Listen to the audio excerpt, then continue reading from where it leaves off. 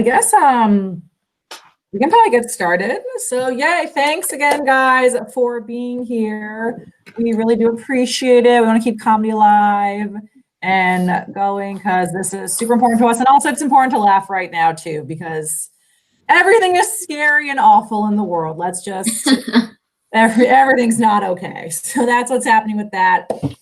Guys, I'm Hetty. I'm the director for Stand Up. And tonight we got some stand-ups. We also have some improv for you guys. So we're super excited. Everyone's here and watching us. I'm not gonna take too much of your time right now because I'm probably gonna do like my Netflix special towards the end of the show. So that's what I'll do with that. But let's just do like, well, I guess you guys can't really, I can't see your facial expressions. I'm just going to assume everyone's been panic buying a lot. I hope you're all, I don't know, like when to start eating my canned goods. I was looking at my canned goods today and I was like, should I be having like a lot of carrots and peas right now? I don't know if that's what's supposed to happen. I have like a little half a can of pineapple. I was like, that's a lot of carbs. I don't know if I want that right now. So I'm having this weird debate with myself of like, oh, canned food or like fresh food because I can still get that. Like, I don't know when the actual apocalypse part is coming where we cannot leave our houses at all. So I'm confused by why we bought so many things when we were like sort of okay. I'm assuming everyone's laughing really hard now. So thank you so much. I just wrote that right now. That's my improv as a stand-up person. That's how we do it. Normally we just make fun of improv. We're like, give me a word, but I guess the word I chose was canned goods. So that's what's happening. Is and you got to copy and paste. Oh, is that talking? And are you? Is there a problem with? I'm able to help that. No. All right, guys. I'm gonna turn it over to our first stand of the night. Super funny guy. Please give a warm welcome to Evie Demi. Woo! Wow. All right. Excited to be here tonight, guys. Thank you so much for joining us. For those of you that sort of read my name at the bottom of my face thing and say that looks like a weird foreign name, probably someone who's dealt with his own share of prejudice and hate crimes in his life. Then you see me and you're like, all right, this guy looks like he commits hate crimes. Very confusing. I totally understand that. I know I got a weird paradox there. But thank you guys for joining regardless. I don't really enjoy my quarantine look. I'll say that much. I don't shower as much, so I have to wear a hat a lot, which sort of makes me look like one of those fraternity brothers at the University of Oklahoma who says the N-word on tape at a party. Sort of the look I get. I look like the captain of the varsity date rape team with a hat on, which is a bit tough for me. Probably look like someone whose blood type is Monster Energy. So certainly praying this quarantine stuff ends quickly. I got to get back to looking like normal. I think one thing I've been missing a lot is just getting coffee. Not like going into coffee shops because they're horrible, but just getting coffee itself. I sort of hate what coffee shops had become prior to this. Just a lot of folks working on their memoirs in there.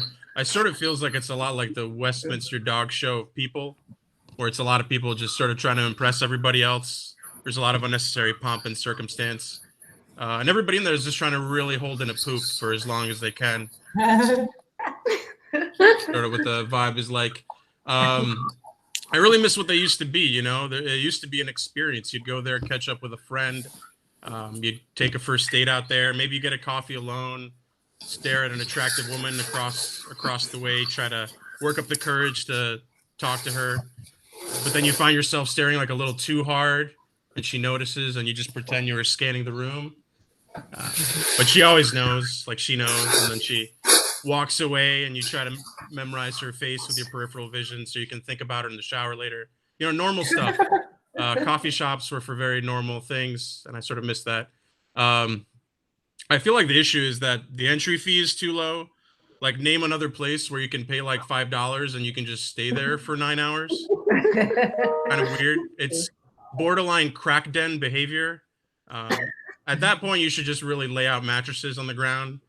You know, people start doing sexual favors for iced Americanos. Really lean into it at that point.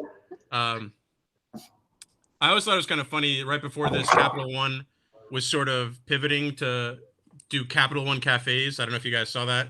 They were turning all of their bank branches into cafes. which I thought was kind of weird. Like, it's the most American thing I've ever heard of, a place where you can get a latte and a predatory home loan at the same time. There's nothing more American than that. Like, and yes, we would like a little room for cream, you monsters. I'll say one thing a lot of folks have been talking to me about, at least my male friends. They said they've been missing a woman's touch during this time. For me, I've been missing a woman's passive aggression. It's been the one thing I've been missing. I just really, it's the only way I can get my shit together, really. As if somebody sort of says things passive aggressively to me throughout the day. I will say, just normally too, I don't really, I never really caught on to the over sexualization phase that happened here in the States. I actively tend to avoid sex. Like, if it's inconvenient for me, like if a girl is in the suburbs, or she's got a lot of roommates, or she's in a wheelchair, things like that, I just try to avoid, as best I can. Like, I think you realize you've given up on the dating world when you leave a date with guaranteed sex early because you've got really good leftovers at home. I would love to go home with you, man, but there's a lasagna at home that can do things to me no woman can. That's sort of the point I'm at in my life. I think it started negatively for me even early on. So I'll talk a little bit about how I lost my virginity, which I know you guys are dying to hear. But I sort of got off on the wrong foot. I'll say I lost my virginity to someone who I knew had sex before. So I was trying to be very confident throughout the whole night, hanging out with her. But she could tell I was nervous. And at a certain point, she asked, "You've had sex before, right?" And I said, "Totes," which should have been her first sign that this guy had never been inside a woman before. Like, could there have been a more virgin thing I could have said at that point? Probably, astutely, I don't know, Yeppers Peppers. I could have probably just said, "Skiddly D, please take my virginity." Out of there. Very well. I'll end on this, guys. I'll just say that on a serious note, scientists are doing a lot of work to figure out a cure for this disease, coronavirus. And one thing they've been saying lately is that nicotine potentially could help block the virus. So do all you can with that information. Go home, take care of your families, and do everything you can to flatten the curve, because we got to do everything we can to make sure we eradicate. Oh my God, no. Oh my God. Do everything you can, guys. Seriously, stay safe. Hetty, I'll shoot it back to you. Appreciate the time, guys. Awesome. Yay. Guys, keep it going for Evie and not his terrible habits. That is, please don't try that wherever you are. That is awful. Don't do it. Guys, we're going to keep the show rolling because we have more stand-up to do. Your next comedian, super duper funny. He's actually a returning comic from last season, so please give a warm welcome to Ed. Woo!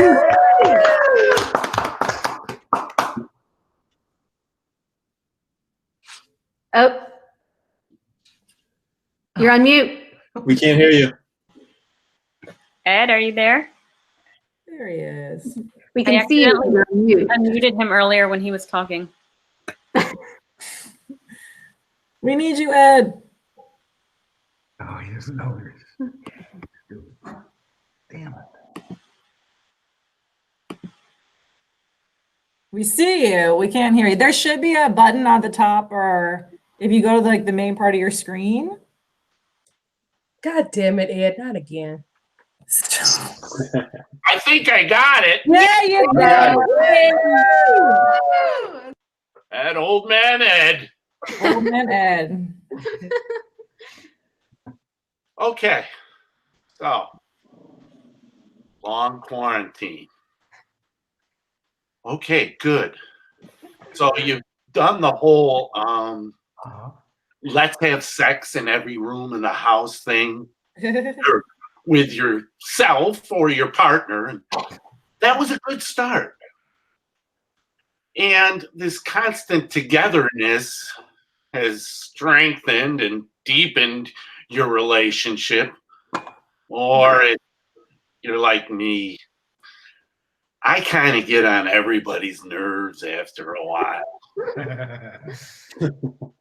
Have you been cooking? Been burning through those old cookbooks? Or you're helping the local economy by getting takeout or delivery. Either way, you're supplementing all this with random binging of Ranch Cool White Doritos, Ho-Hos, and Rock Creek pineapple soda. Now, you probably cleaned your place from top to bottom, or you're living in the squalor of empty pizza boxes and Thai food containers. Look, you're drinking too much alcohol, you're smoking too much dope, you're watching too much TV, and you're going days as a temple of hygiene neglect. Oh, wait, though. Excuse me. You're exercising at home. Yeah, okay, all right. Yeah, I'm exercising. Yeah, me too. Did you order the pizza? I'm having issues with the pizza app, honey. Where was I? Oh, we're running out of things to do, which means, oh no, home projects. I can't deal with home projects. Look, I can't do shit, okay? I can't fix anything. I can't build anything. I'm not a man. I'm just the male occupant in my house. I have told my wife, look, all my father taught me how to do is hold the flashlight. But she said, look, I want you to try and put up this shelf and a picture on each side. And I said, yeah, okay. I'll get to that after I finish the replica of the Empire State Building in the backyard.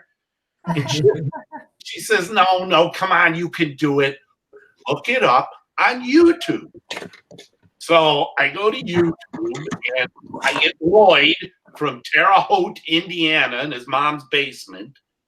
And Lloyd says, when putting up a shelf, the first thing you want to do is measure the wall from the outside in and then from the inside out. Wait a minute, Lloydo. Nobody said anything about math being involved in any of this. Then Lloyd says, the next thing you want to do is use your first tool, a level. Place the level where the shelf would be. Hey, Lloyd, buddy, pal, friend. Nobody owns a level. A level is something you borrow from a neighbor and don't return for like 6 months. A level. Now, my father, he could fix anything. You know those dads that have the pegboard with the color-coordinated tools in descending order? Yeah, that wasn't my father. He had a Kentucky Fried Chicken bucket with a hammer, 2 screwdrivers, a crescent wrench, and these things called channel locks.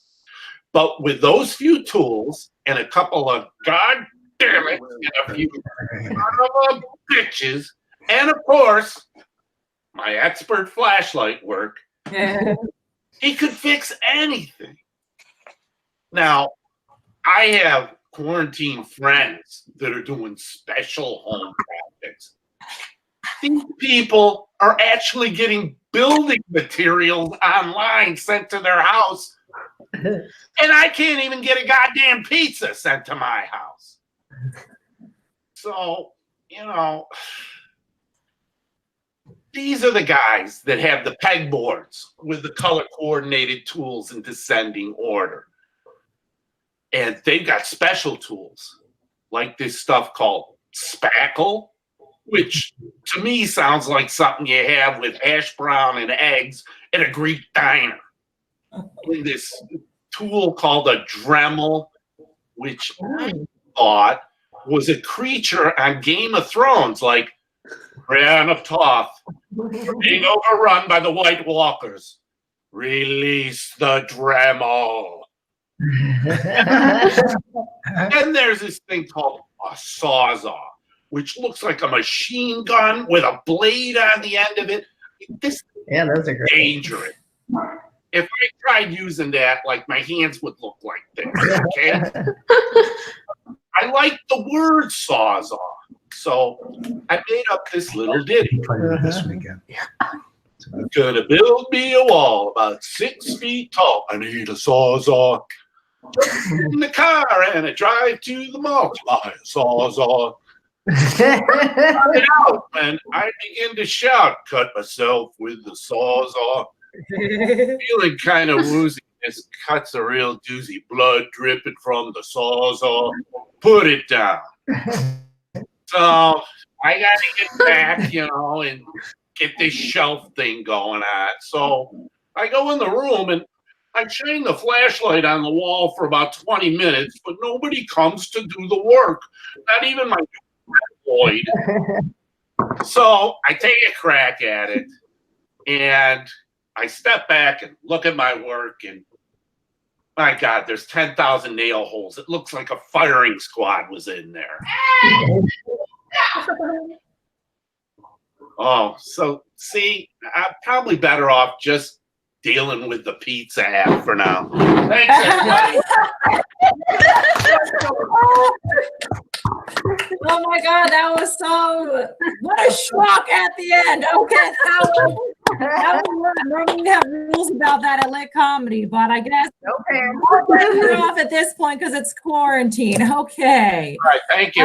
Guys, one more time for Ed, and good luck with all the pizza. Woo! Thank you so much. Guys, your next comedian, she is super duper hilarious. Love her a lot. Please give it up for Simone. Woo! Woo! Thank you for that very lovely introduction, everyone. So the quarantine has us all thinking about weird things, right? Like the other day, I thought it wouldn't be that hard to get me to cheat on my husband. Now, let me be clear. I'm not actively trying to cheat on my husband. I'm not a terrible person. I'm a yoga teacher, for goodness sake. Also, no one is pursuing me. So the energy I'm receiving out there in the streets is pretty much like, meh, I'll pass. Seriously, though, if anyone is interested, my bar is really, really low. Just feed me nachos and tell me I'm pretty. All it would take. If someone bought me nachos and told me how pretty I am, I would swoon. I would be swept away with emotion. It would be a Disney fantasy come to life. Also, in this fantasy, my hair is fantastic, so full of volume. Truly, though, these are the tactics my husband used to win me over. Our first date was at a Mexican restaurant back in the days when he used to tell me how pretty I was every time he saw me. But now he's seen me so many times. I know I haven't always looked great. He sees me when I hashtag woke up like this and when I honestly just woke up. And he's held my hair while I vomited up Long Island iced tea. I heard about this drink on Gilmore Girls and decided it would be a good first legal drink. Or first 8 legal drinks. No one really knows. But later in that evening, while I was scream crying, "Don't look at me!" he told me, everybody pukes. Speaking of puking, he cannot feed me nachos every day as much as I want him to. That amount of queso would take so many years off of my life. I should become suspicious should he ever push nachos on me that often. So I guess what I'm saying is my husband's great.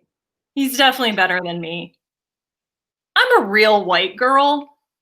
I know you couldn't tell that just by looking at me, but there are moments when I'm acutely aware of just how white I am. Every time someone asks me, "Where did you go to school?" And I reply, "Oh, it's a really small liberal arts school. You've probably never heard of it." I'm not trying to be a hipster. Have you ever heard of Elma College in Elma, Michigan? Didn't think so. Now, I chose to go to a small school, again, not to be a hipster, but for my own safety. I spent a summer on Michigan State's campus while in high school, and I was lost the entire time. I literally just followed whoever was in front of me. It would have been very easy to abduct me. And mind you, this was when Dr. Nasser was still running around handing out sports physicals to girls. Okay? Not a great time to wander off. Being such a white girl, though, I try to find ways to build up my street cred without claiming to be woke. Nothing is worse than a white girl talking about Black History Month. Let's be real.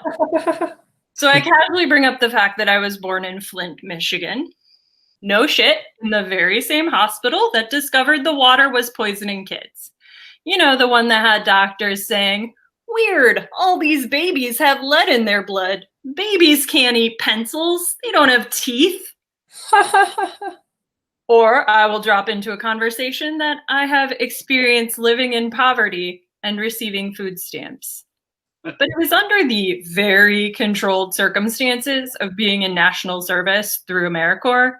So just about the whitest way you can experience those things. Now, the other day, I achieved a new level of white girl status.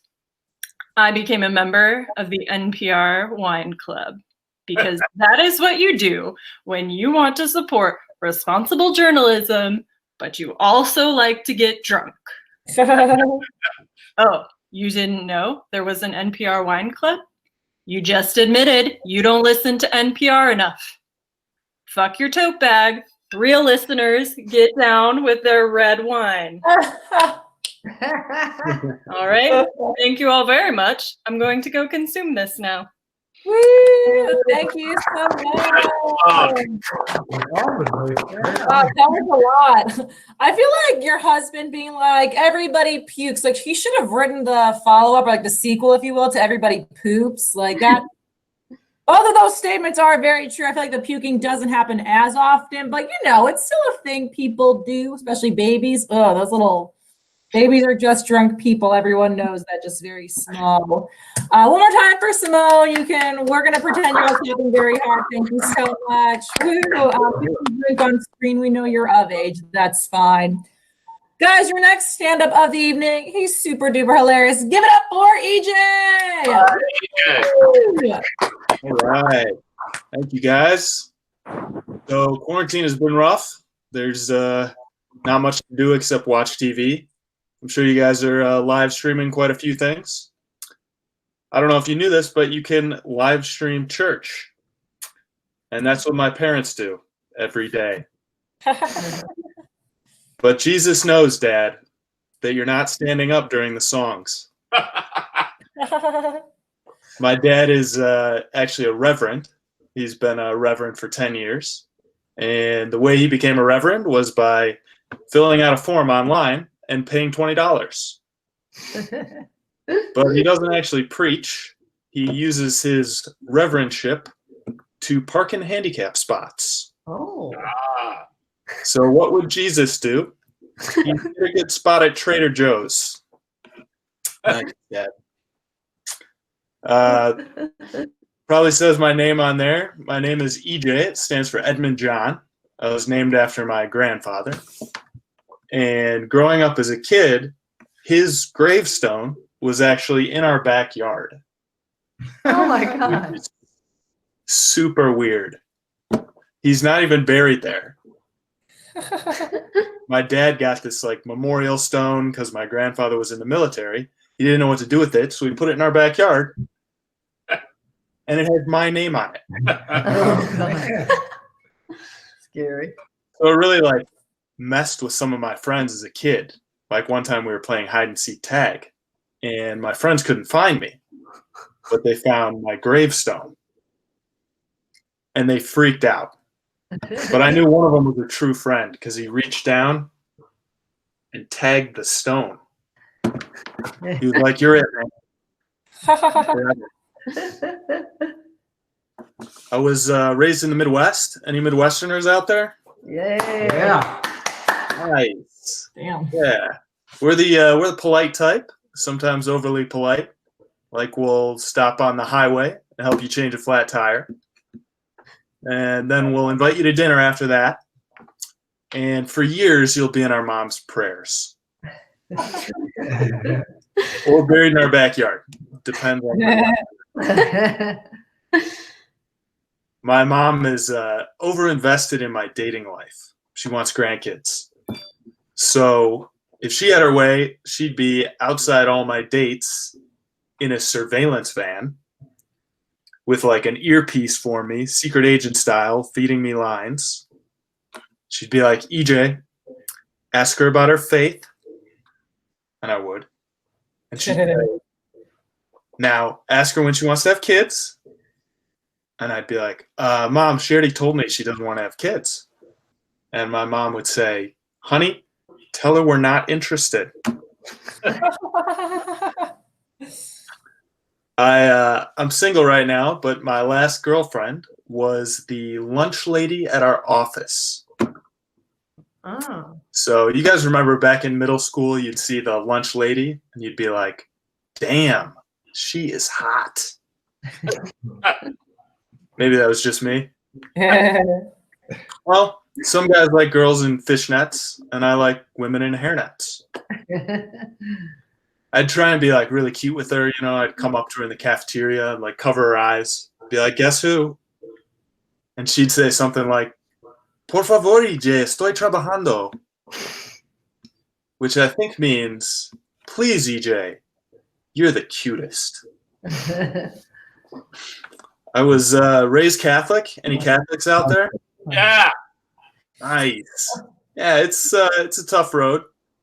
There's a lot of rules you got to follow. As an adult, you get to pick the rules.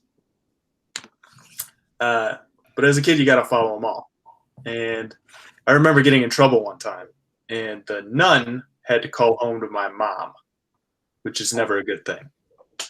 She said, Mrs. Horseman, I don't know how to tell you this, but today, while we were praying, your son was coloring horns on Jesus. My mom's a strict Catholic. She wouldn't have any of that. So she brought me into the backyard and she said, EJ, you look at your gravestone. Think about what you did. And I never colored again. There's some lazy Catholics out there. You know, we got to be honest with ourselves. Yeah, people that go like twice a year to church, Christmas and Easter. This year once, nobody made it for Easter. Well, what if you did that for other things? Like for only 2 days a year, you went to your gym. But you love talking about your gym. You're all about fitness. But you still only make it twice a year. Or you worship the devil twice a year. Whoa. Yeah.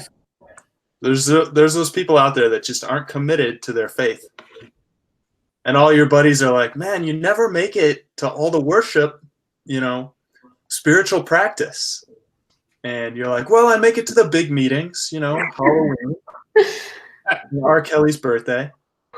Oh, God. And then for the rest of it, I just keep him in my thoughts, you know, commit random acts of evil. So there's not a great way to get out of video chats. I think, you know, they go on, and I think you have to be creative. The best way I've figured out is to pretend you have computer problems. So you're like on your computer and you're like, you know, I think my Wi-Fi is having some, and you freeze, and then you shut your laptop. That's how you leave. Thank you guys very much. Thank you, EJ. Okay, he makes sure Catholic. I always get kind of sad when he's like, where are the Catholics at? And I'm like, oh, I'm a Jew. I'm so left out as a Jew doing comedy. That's just so, we're not used to having fun like that. Darn. Guys, those were just some of your house comics. They're amazing. Give it up for them one more time. Thank you so much. Like I said, my name is Hetty, and I'm director for Stand Up, and I love just doing our rehearsals every day. with our house comics. They're amazing. It's such a good group of people we get to work with. I'm really sad that like we can't like be like doing our comedy together in person. I'm even more sad like we can't do our shows like in front of like a live audience. Like that's like most of what comedy is like we feed off your reactions. Like we're like, oh, that joke worked, that didn't. Like there's what 3 people who are not on mute right now. Like I'm assuming all my jokes are going to kill for the next 7 to 10 minutes. You know what, Simone, you just keep doing that. I'm like, I'm fine. I'll drink another online terms and make this was terrible. Where did you learn this? And I'll be like, from Lit, I'm the director. But anyways, guys, I do feel sorry that we're not together. I'm not like that sorry though, because obviously like none of this was my fault. Like I don't have anything to be actually sorry about. But I feel like there's a lot of like different opinions about like who should be sorry. I was at the grocery store a few weeks ago. If you guys have ever been before. And I did that thing that women are never supposed to do. And I made eye contact with a man. So I'm sorry I did that. And he took this opportunity to be like, oh, she looked at me, I'm gonna talk at her. And I was like, I know you will do that. So he goes, this is ridiculous. And I was like, oh, he is referring to the pandemic. And I was like, yes, it is ridiculous. And he said, China ought to be ashamed of themselves. I was like, all right. I mean, like, I don't know. Like, no one could like foresee this coming. Like, if terrible things happen, like, we'll deal with it. And he goes, they owe us an apology. And I was like, all right, bruh. Listen, I chose this line because it's very long and I'm trying to read Us Weekly because I'm trying to figure out if Brad and Jen are back together. I don't know if that's happening. It's been 900 years. So please stop. And we just like stared at each other for like 30 seconds. And eventually I just like moved my magazine in front of my face. I was like, I have to end this somehow. It was very uncomfortable. So I use Instacart now. So if you guys like need a coupon code, I got you. We're good. I talked about canned goods before. Did you guys like panic buy toilet paper? Did you guys do that? Simone, you gonna woo or what? Woo. Okay, wow. I know people were panic buying toilet paper. Like I saw the pictures. I didn't do that though. Like to me, that's something else. Like that's ridiculous. Like, are y'all trying to tell me you already don't have a stockpile of toilet paper? Like, are you guys not stealing from work on a regular basis? That's the point of having a job. I don't understand why you would go. Like people like got up and left work at the end of the day. I would like get up and go to the bathroom with an empty backpack. Came out, it was full. How crazy is that? You know, but I'm set for a while, so I feel fine. I panic bought though. I did this. I went this route. I panic bought prescription drugs. That was what I did. I called my gynecologist and I was like, so here's what I'm thinking. Do some GI meds. Let's do some yeast infection medication times 4 because that can be serious. And let's top it off some herpes meds. You don't know. I'm just saying I may have been reckless back in my day. And like, what if it's just been lying dormant in me for a few years and like it's gonna be like, oh my God, a pandemic. Hello there. I'm not trying to take any chances. I'm trying to think ahead. Okay. I only ever care about having a healthy vagina, to be honest. That's what, as a woman, that's what's most important to me. Like I only see my lady gynecologist. I only see her now. I haven't been to another doctor in years. Every time I see her, I'm like, hey, when you're done, you know, down there, can you check my eyes? Vision has been blurry for quite some time. Getting a little worried about that one. I was like, all right, wait, my teeth while I see some gel back there. We can try some of those. Maybe I brought my cat with me if you can check him out too. You know, like 2 pussies for the price of one. We try to make a deal with you. You know, I am your #1 customer after all, but she's great. I'm going to try to see her again in a month. I just miss her so much. I am alone. Like I said, I'm single, which I'm fine with. I enjoy my own company. I'm a very social, extroverted person. So when this like first started, this whole like quarantine thing, it was a little hard for me. But I feel like when I need to be with people, like, hi, you pick up your phone and what do? Like, you scroll through Instagram. It's not hard. Like, your people at your fingertips, basically, okay? One of my male friends was very concerned for me, though. We were talking the other night. He was like, but Hetty, are you sure you're okay? And I was like, yeah, bro, I'm fine. Like, I like my space. This is nice. And he's like, no, but you're alone. I was like, I know. What's your point? He's like, no, like, but like, You're alone. I mean, sexually, how are you doing? And I was like, wow. I don't know if you heard, but I may or may not have herpes. So sexually, I'm killing it. Thanks so much. And I was like, I feel like it's weird that you're the one texting me, a single woman, and you are a married man at 11 p.m. on a Tuesday. So maybe quarantine isn't going so well for you and your quarantine buddy. So you can talk to me in 3 months when you get a divorce. We'll be in touch then. I'll save some herpes meds for you.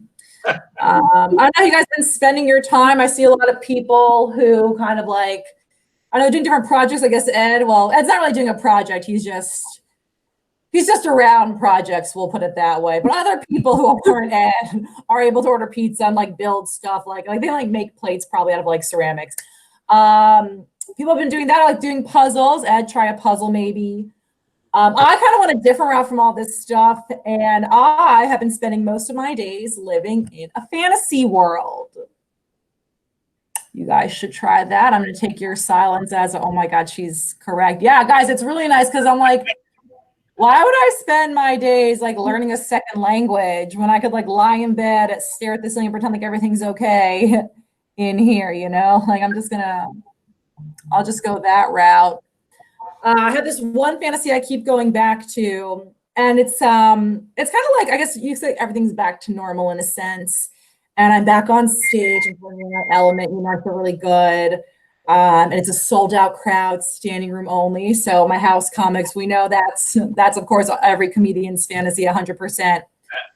And who is front and center in the audience and none other than R&B singer Trey Songz. And I'm gonna explain who he is because I have a feeling some people on this don't know who he is. Trey Songz is an extremely attractive singer who actually has a great voice. He's very wealthy, millionaire. I think I don't know, I have to look it up to get the exact number, probably 125 million, I think last time I looked.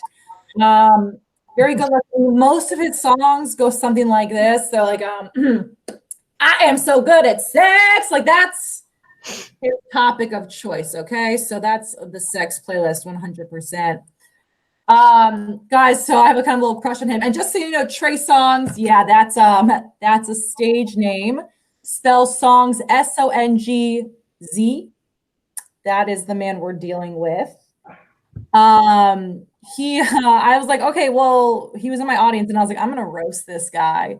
So I was like, hey, Mr. Songz, you're so stupid. You can't even spell your last name. And that's how you guys roast people. Again, I'm the director of stand-up. You just call someone stupid. That's a roast right there, okay? And he thought it was so funny. And after my show, he came up and he was like, hey, I just want to let you know that you are so funny and different. And as much as I want to make you come again and again and again and again, because I'm very capable, like I'm playing every single one of my songs, I just respect you and your craft and your obvious work ethic way too much to only give you one night of intense pleasure. Also, you're very pretty. So I'm not sure why in my own fantasy, Trey Songz, one of the hottest men in the world, we don't have sex. And instead he ends up respecting me. But that's my contribution to feminism during this time. You're welcome, little girls everywhere. Tell your daughters I got their back. So. That's fine. All right. Guys, again, my name's Hetty. I'm director for Stand Up for the House Comics for this year. I'm actually going to turn it over right now to my coworker, a really good friend of mine. She is the director of improv. And I'm going to give it over to Rashi Raj. Hi, guys. I have all the stuff on, right? We can hear you. Okay, good. Well, I'm supposed to be good at technology. I'm Indian. So I want to apologize for my appearance. Before this, I went to the bathroom and I got out all the makeup and laid it out on the counter and then looked at it for 10 minutes because I don't remember how to use it. I'm not sure that I will ever remember how to use it. So I went ahead and just did eye drops because I thought that that would make me look like I'm a little less tired or maybe fresh or something. And then I went ahead and put my hair into pigtails because I thought, you know, I want to look like one of those 30-somethings who is pretending to be a teenager and wears like knee socks and nerdy glasses, and then gets her ass eaten out in a porn. Like maybe like a low rent Mia Khalifa. But speaking of porn, how are you guys doing in making your way through the internet? Is it going pretty well? Because I'm getting to the weird and disgusting varieties of porn. The ones that I'm like low-key ashamed that I've been watching. One that like really embarrassed, but I mean we're in a safe space here, right? It's just me and 20 other people, I guess. Mom and stepson. Like, you guys, how fucking gross is that? That's not even your own son. Stepson. That's not even a legitimate motherfucker. But I want to check in with you guys and see how are you doing in this quarantine, because obviously I'm not doing well, because I'm feeling real thirsty and then stuck at home with a 5-year-old boy. He found a vibrator under my pillow the other day. And like, I know maybe your question is like, why was it under the pillow? But sometimes you fuck yourself so good and then you just fall asleep, right? Like, I just didn't have a chance to put it away properly. So after he found that, he's like, "Mommy, what is this? What is this?" And I'm like, "No, it's nothing. Don't worry about it. It's nothing. It's just a pencil." So I took it and I threw it down the hallway, literally throwing a pencil down a hallway. And unfortunately, my dog is a retriever, so he ran down the hall, grabbed it, and brought it back. And you know, there it is, the shame in front of the whole family. And it reminded me of my son earlier in the week had told me that I was a trash mom. And, you know, there's a lot of reasons why that could be true. But the one that he said was the primary reason was because when he went to school, I packed him a Lunchable every single day. And I had to remind him that that was what he wanted, and he asked for a Lunchable every day. I don't see how I'm to blame for this. Like, I guess, is that like the secret of parenting? Like, everybody knows, like, we have just this understanding of, like, even the kids know when shit is bad for them, but we still do it anyway. Like, I wasn't supposed to indulge him in the things that he wanted. I don't know. One of the things that we really enjoy doing, which is probably really bad, is watching TikTok together. And our favorite is an account called Kids Getting Hurt. And it's exactly what it says it is, and we love it. And I guess the other thing I'm trying not to do is to become one of those over 30-somethings on TikTok. But the problem is, like, I have a ring light at home and I have a C-section scar. So I just don't know. Like, I feel like I kind of have to, like, it's my destiny. But I feel like, you know, like, maybe there's an opportunity in, like, some kind of, like, TikTok porn. If there's a C-section scar, like, then it's clear. That's an entrance only for men. It's not an exit for little boys.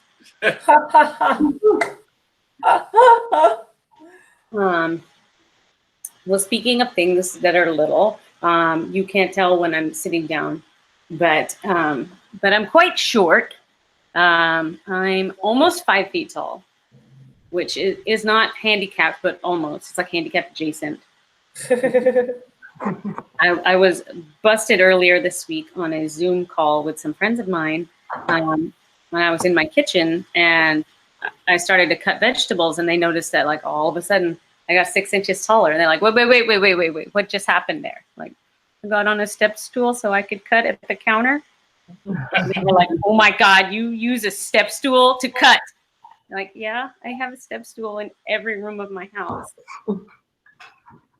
Like, you guys, sometimes I use it to brush my teeth too.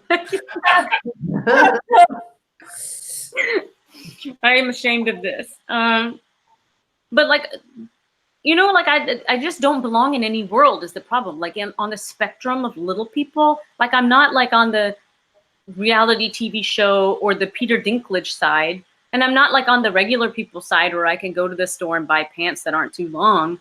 Like I'm just this quasi in the middle, like a fun size thing. I'm the kind of person who people will always say to me for the rest of my life, no matter if I am with a dog that's this big or a Great Dane, hey, is you walking that dog or is that dog walking you? Or we'll get this on the top of the head. I had a judge in court call me little lady before. And my favorite one, I think, is when people tell me that you're so cute, I could just put you in my pocket. I would greatly improve the quality of your pocket. I have excellent credit. Also, you must have massive pockets. But I must say my preferred method of being carried is in a Bjorn on your front, facing out so I can see everything. Because I am a curious little girl. I do want to know what's going on. I think that's about it. So that's about it. Yeah, that's all I got for today. What I didn't mention at the top was, I think, or maybe Hetty didn't, I don't remember. I happen to be the director of our improv team, and our improv team is called Thermal Runaway, and we'll bring them up, slowly give them a chance to unmute themselves and put themselves on camera. So before they get started, we need 3 one-word suggestions that we can use for getting started. And you know, we have two different sets for you today. One is a fully improvised talk show, and the second will be a fully improvised soap opera. So if you would type your words to the box. I don't see any suggestions. Fish. With the comedians. First suggestion is fish. Second suggestion is ankle. We got a third? Third suggestion is balloon. I don't know how to do that. All right. Yes, I do know what that is. Thermal Runaway, we have Jennifer, Gifford. You can write that if you like. And Daniel. Is that where you turn on camera?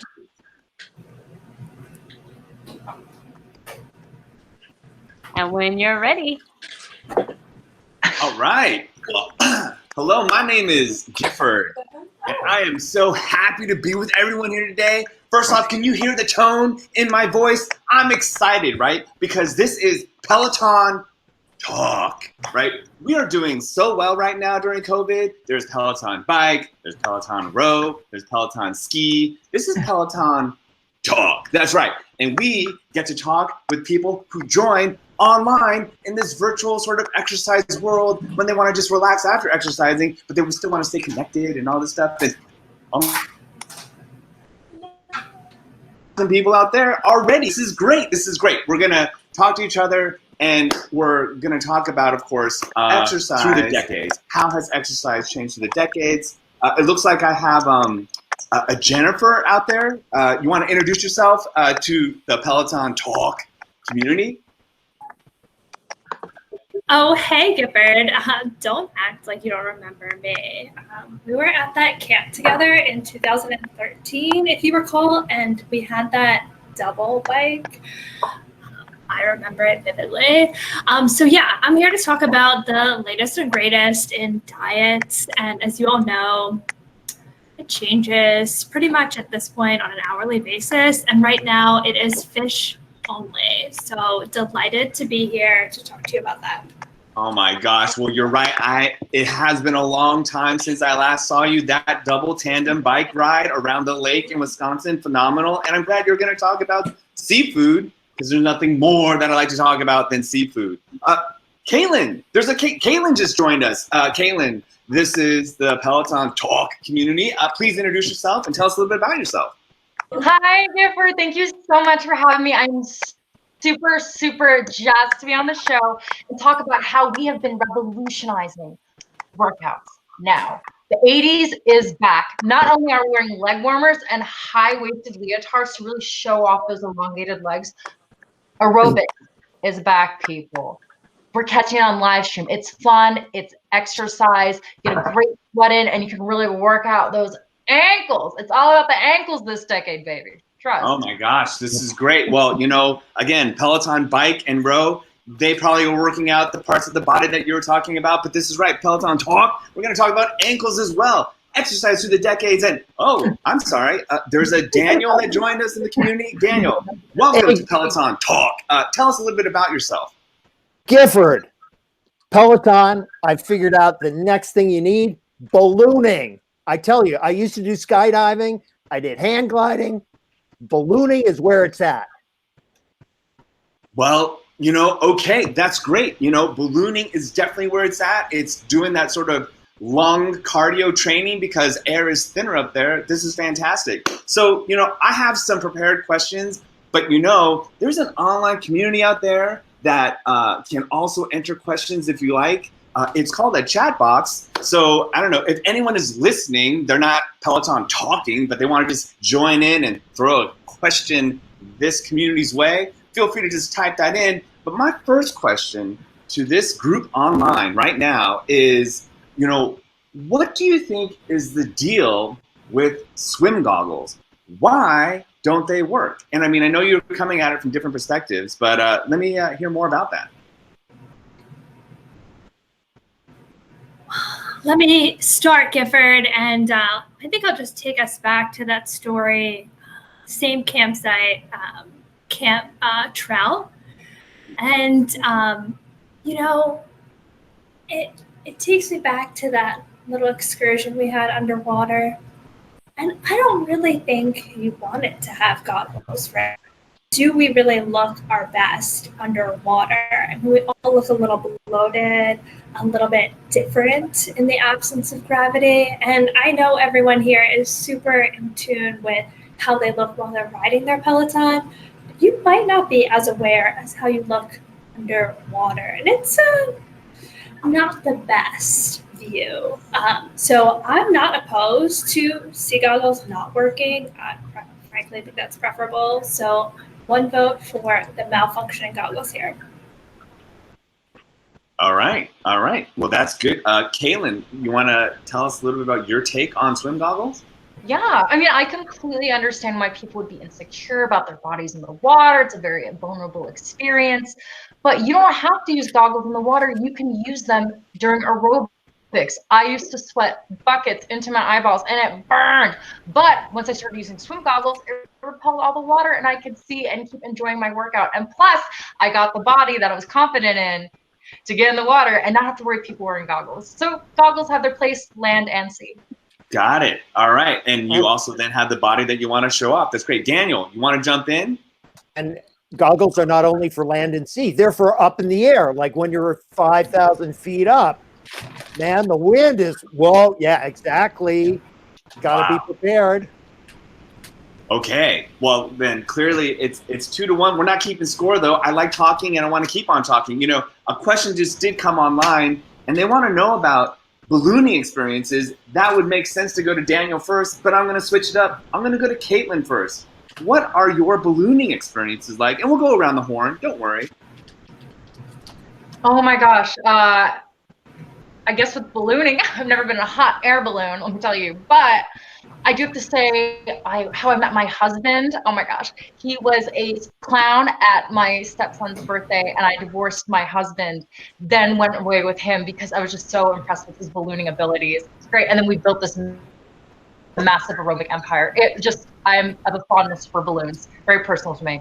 That sounds great. And clowns do know how to handle their balloons. I know, Daniel, you're like on the edge of your seat. I got to jump in and say, hey, Caitlin, come on up, bring the clown along, bring his balloons, and I'll show you what it's like up there. We're no longer together, but if you want to take me for a balloon ride, I'm Totally. Oh, totally. Wow, this Peloton Talk community is turning into a dating site. This is great. Jennifer, though, I want to switch it up and let's talk muscles, right? A lot of folks that Peloton, they bike, they like to show off. Caitlin already talked about the great body she has. What are some of the most important muscles you think are for your body, but maybe specifically ankles? Okay, yeah, I'm sorry. I'm just like a little emotional after that talk about ballooning. Just brings back really bad memories for me. I'm sorry, do you want to... some body image issues. Like one time I didn't float. But yes, ankles, really important muscle group. Obviously, when you're on your bike, you need to pay attention to how you're using your calves. And in particular, I suggest looking at the person 2 rows ahead of you. I mean, obviously, we're all in a virtual classroom, but the person in front of you, obviously, the view is really of their glutes. 2 rows ahead of you, fine view of the ankles.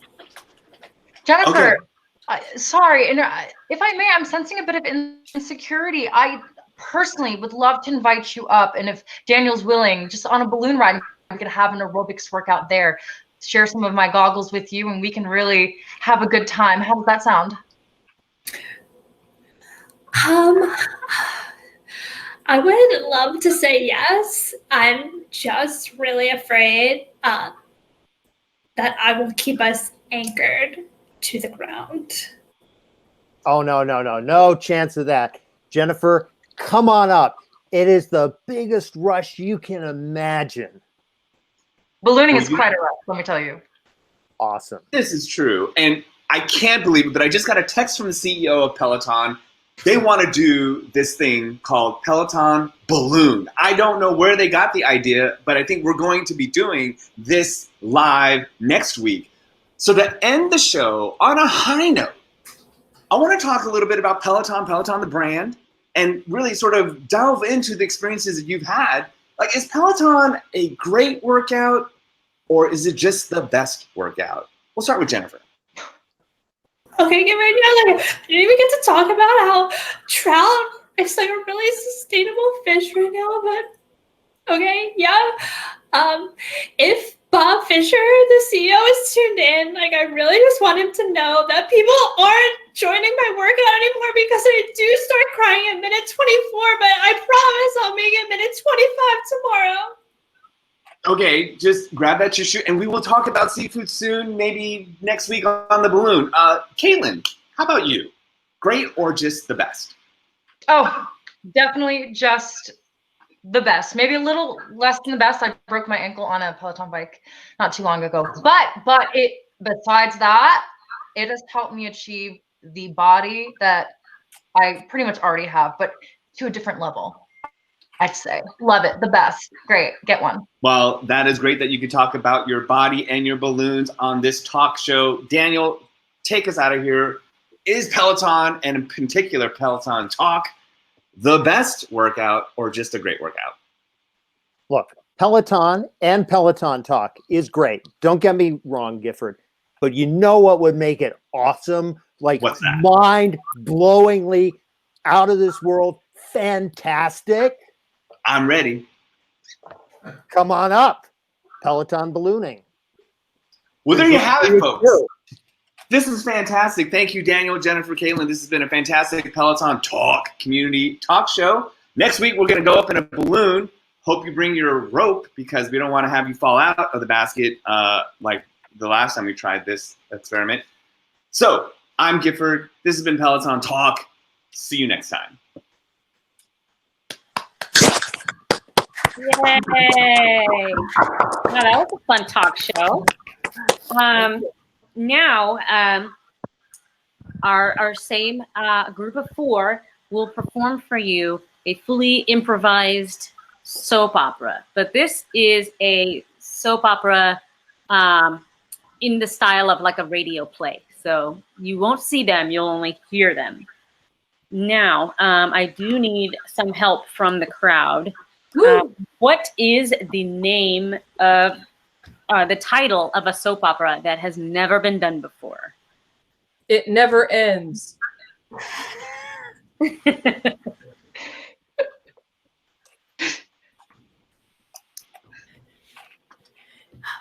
Gifford. Gifford. Yes, Jennifer. Jennifer, I'm right in front of you. Yeah. God, I know our PhD dissertations are due next week, but I'm stuck. I don't know how to conclude. It's fine. You know, first off, we should have turned on the lights. It's just, this is a laser lab, and sometimes it's nice to have the lights off. But the dissertation is just it's just part of the process. They are meant to antagonize us, and they're going to make us feel, stupid, but that's their job. They want us to succeed. I've heard, a lot like improv. Oh God, I was just absolutely garbage at improv when I did that in undergrad. Yeah. But, that's behind us. Look, we're lab mates. We have the same advisor, and I swear to God, he wants us to succeed. I don't know, Gifford. She just keeps pushing me to add and add and add. I mean, at a certain point, I don't think she wants me to wrap it up. Like, I don't think she wants me to become a doctor like her. You're crazy. Jennifer, you're the best student she has. End scene.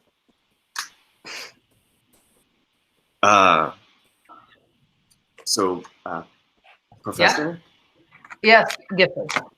Yeah, I just wanted to show you the most recent results of the laser experiment. Bring it here. Bring the results to me. Okay. It's just that I'm a little nervous. So this was the experiment we did where we tuned down the laser and then added the extra mirror in the hopes that we could just spread the spectrum a little bit. And so anyways, these numbers might seem a little wild, but it's because we did all those things that we talked about. Incorrect. All of it. Garbage. You even try, Gifford. I mean, I was there. I was there all night. The lights, they turned off automatically. Like, it was dark in there. And then, Well, maybe you turned on the lights because your notes clearly show me that you couldn't see what you were writing on the paper. The academia never ends. The thesis is never finished. Work, work, work. Do you want your PhD? Do you want your Dr. Gifford? I mean, I do, Professor. I mean, I want to follow in your footsteps. You've been such an example and a mentor most times. Like, unless you're. Well, I mean, they're just the times when your feedback is quite critical, and I know that's constructive, but there's also some harshness to it. It's like a harsh, critical, constructive criticism of my work. Well, I'll bring it up to my therapist in therapy, but Mr. Gifford. Yes? I need to see you at office hours every other day. Every other day, but I'm also TAing. Where am I going to find the time?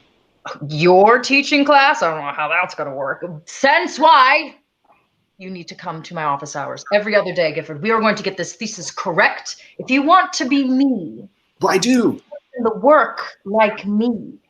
Okay.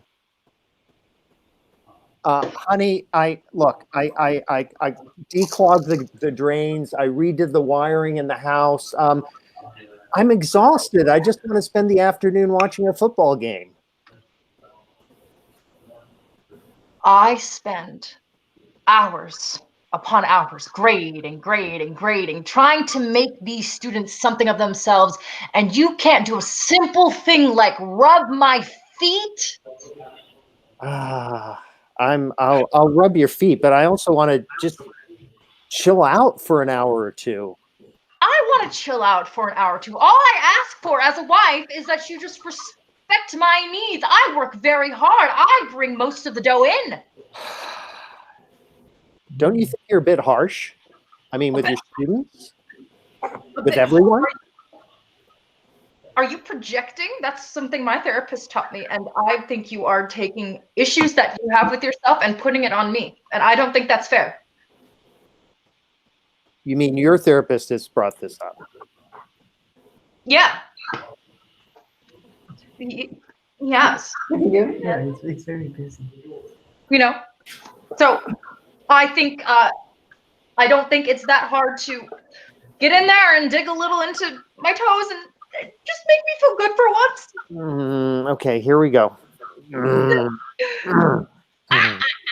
Ooh, okay, right there. How's that? Hello. And here? Okay.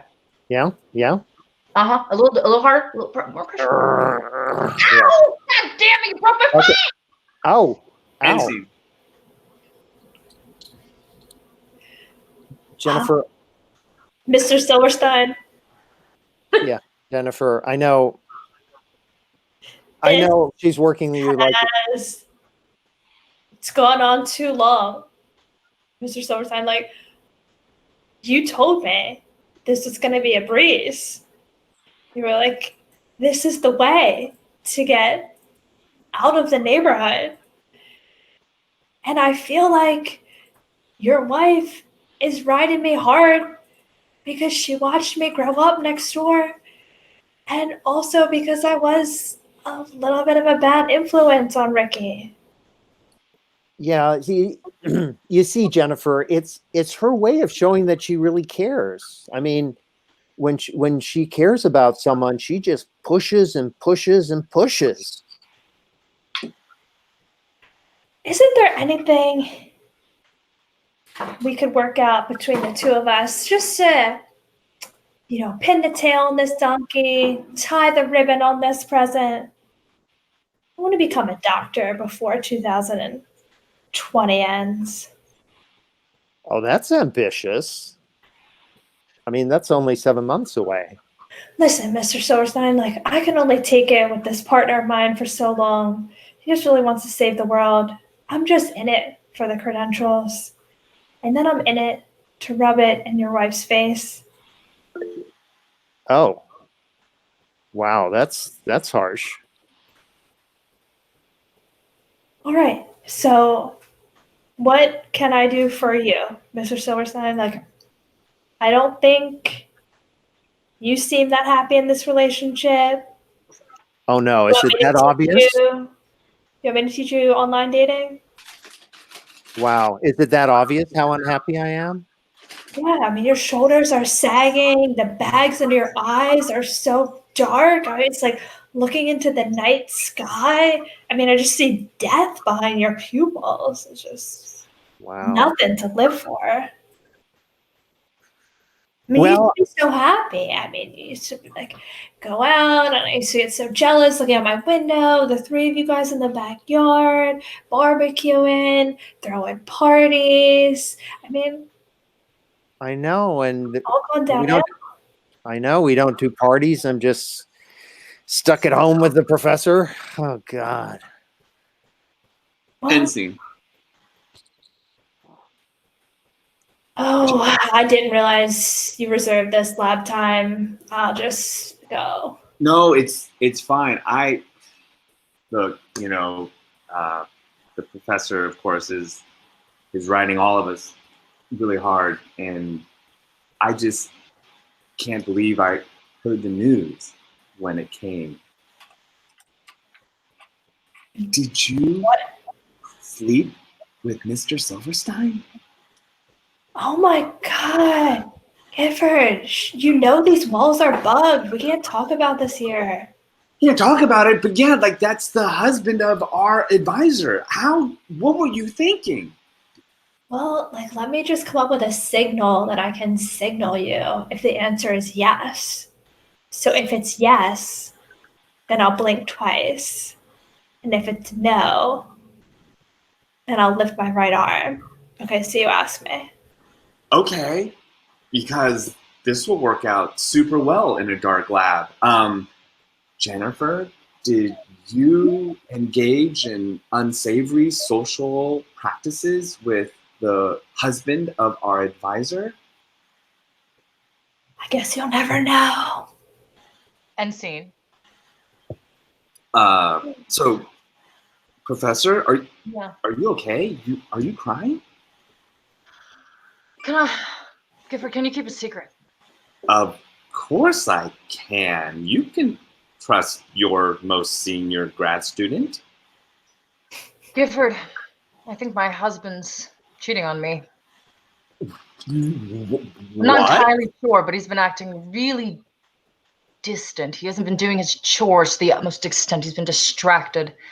I can tell in his eyes. And last week, I tried to peek at his phone, and he flipped it down. Who does that? I'm not sure what was on there. Maybe he was just having trouble with the settings, the notification settings. You know, like I sometimes get the audible, unaudible sort of switch mixed up on my iPhone. Worked for the Genius Bar for 20 years. I think he's fine. Yeah, I mean, you know, there are so many things that could go on inside a person's mind. Like, there's a lot of distractions going on, right? It's May. There's a lot of maybe leftover pollen because of the spring bloom, you know? I think, Gifford, there's no hope for you to get this PhD, but listen. ouch. I suppose that you sniff out what's happening with my husband. And if you can tell me to report back to me, I'll let you get a little A on your thesis. And you'll get that PhD. And scene. Okay, I slept with her. I'll admit it. Do you? It's okay. It's fine. What? I talked to my therapist about it, and these things happen in marriages that have gone as long as they have, and I understand that I might have been a little forceful. The high expectations of my family onto me, that pressure has been put on you, and I understand that that may have driven you away. So I take partial responsibility for this. Yeah, it drove me away. Actually, well, I got to admit, I was hoping that now you'd want a divorce. Daniel, divorce? Yes. I cheated on you with one of your students. End scene. Jennifer. Danny. Yeah. Gosh, I thought she'd want a divorce. I thought she'd throw me out of the house, and I just can't end my marriage. I'm stuck. Danny, there's other ways. You aren't what, poisoner? Yeah, I mean, that's what happened to old Mrs. Ricketts next door. You did that? Oh my gosh. Yeah. I would have never thought. Her parakeet just repeated everything that I said, and I couldn't take it anymore. So slipped her the old arsenic. Wow. Listen, Danny, I don't really need anything other than to finish this PhD. So let me ride this out for another month. See if you can hold on to your marriage. Don't give anything away. But in the meantime, I think you should stay with me tonight. Oh, totally. I don't want to go back. But don't let her know our plan. Oh no, I'm not saying anything. I mean, this better work. If not, my marriage will just never end. Mm-hmm. End scene. End scene. Jennifer, I don't think I could do it. I'm not gonna kill Mr. Silverstein. That is like totally, I don't know. I just don't have the stomach for that. You're Wiz. You're the only one I know who can make arsenic. Like, come on, I'm paying you Okay. $1. I thought it was gonna end with Mrs. Rickett because of the parakeet thing. This is like another human, like, and Mr. Silverstein's a little overweight. Like, I didn't want to say that out loud, but so that's gonna take a little more because you need more arsenic per mass. Like, I don't know. Like, that's. Well, like, maybe you can get her to end the marriage. Maybe she needs her own little side piece. Let's really be lab partners on this one and So ruin the you- marriage. Okay. Yeah, I'm in deep now, Gifford. I'm in deep. I hear you. Okay, fine. on. I know you're not having much luck out there on the online dating scene. Wow. All right, she's a little overweight. She's still got it.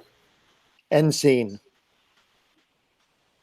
Hey, Professor. Hi, Gifford. Is that a new dress? That looks like a new dress, and you look like spring. Thank you, Gifford. You know, I've really, this whole just crack in my marriage has really just turned over a new leaf for me. I feel vibrant. I've talked to my therapist, Adon. What? But I feel lighter and vibrant. Hey, and that very last draft you sent me of your thesis, perfect work. You're going to make an amazing doctor. Well, I, as you know, I've been trying to pattern myself after you, and I think after all this time, Professor, I just want to be in you. And that's our show. Yay! Clap it up for Thermal Runaway. Well, that is our show for today. Thank you so much for joining us. Bless you. Thank you. Good looking out right into your elbow. Good job. See? Sorry, see, I'm just used to praising every time the hygiene is done properly.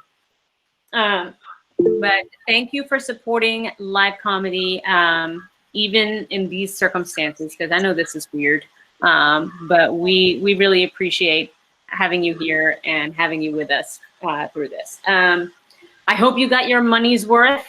And if you are thinking that you're interested in doing any of this kind of stuff, stand-up or improv or even sketch writing, we have all of these things available virtually on our website, litcomedy.com. Take a look. We have classes. We have more shows. We have a show every Wednesday. Next Wednesday will be iHeart Improv. So that is that will be an all improv show, and I will put a link in there to donate as well. So if you feel so inclined, LIT is a 501c3 nonprofit, and just like every small business right now, hurting a little bit. So every little bit counts, and we appreciate it. And that's it. Thank you guys very much. Have a good evening.